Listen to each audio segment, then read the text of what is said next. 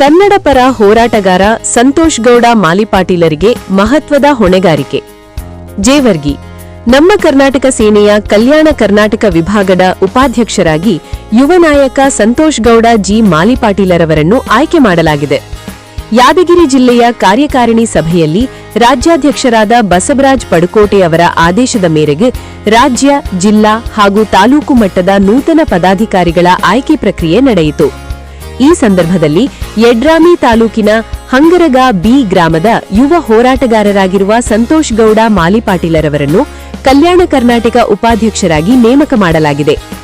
ಸಂತೋಷ್ ಗೌಡ ಮಾಲಿಪಾಟೀಲರವರು ಕಳೆದ ಸುಮಾರು 10 ವರ್ಷಗಳಿಂದ ಕನ್ನಡ ಪರ ಸಂಘಟನೆಗಳಲ್ಲಿ ಸಕ್ರಿಯವಾಗಿ ತೊಡಗಿಸಿಕೊಂಡಿದ್ದು, ತಮ್ಮ ಹೋರಾಟ ಮನೋಭಾವ, ಸಮಾಜ ಸೇವಾ ಚಟುವಟಿಕೆಗಳು ಮತ್ತು ಯುವ ಸಮುದಾಯದಲ್ಲಿ ಚೈತನ್ಯ ಮೂಡಿಸುವ ಕಾರ್ಯಗಳಿಂದ ಗುರುತಿಸಿಕೊಂಡಿದ್ದಾರೆ.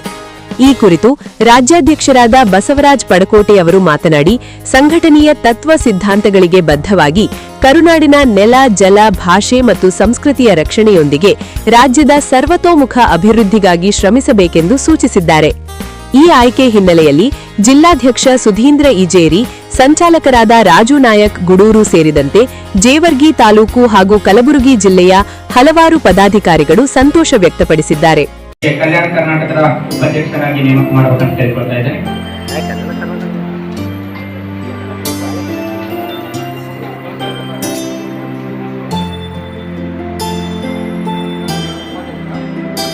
ಅದೇ ರೀತಿಯಾಗಿ ರವಿ ಪಾಟೀಲ್ ಇವರಿಗೆ ಜವರಗಿ ತಾಲೂಕು ಅಧ್ಯಕ್ಷರಾಗಿ ನೇಮಕ ಮಾಡಬೇಕಂತ ಕೇಳ್ಕೊಳ್ತಾ ಇದ್ದೀನಿ.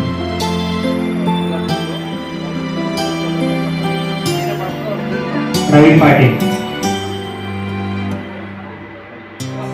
ಕಲ್ಯಾಣ ಕರ್ನಾಟಕದ ಉಪಾಧ್ಯಕ್ಷರಾಗಿ ನೇಮಕ ಮಾಡಬೇಕಂತ ಕೇಳ್ಕೊಳ್ತಾ ಇದ್ದೇನೆ.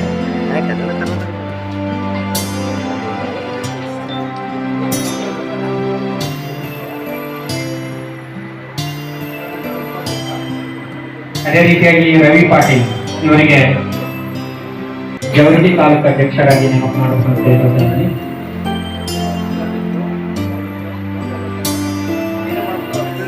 ರವಿ ಪಾಟೀಲ್